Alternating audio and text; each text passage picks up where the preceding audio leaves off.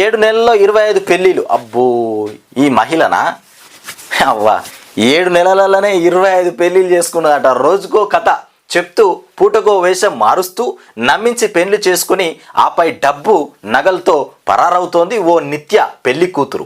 యూపీకి చెందినటువంటి 32 ఏండ్ల అనురాధ ఇక పాశ్వాన్ కేవలం 7 నెలల్లో 25 పెళ్లిళ్ళు చేసుకుని ఇక యువకులను బురిడి కొట్టించింది. అబ్బా, 32 ఏండ్ల ఈమె 32 ఏండ్లు ఉంటుందట అనురాధ. ఈమె పేరు మంచిదే, అనురాధ.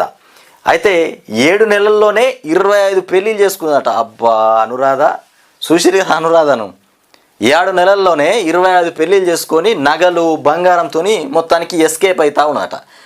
మరి ఈమె ఈ రకంగా మోసం చేస్తూ ఉంటే ఈ మోసాన్ని మరి ఎవరు పసిగట్టలేదా?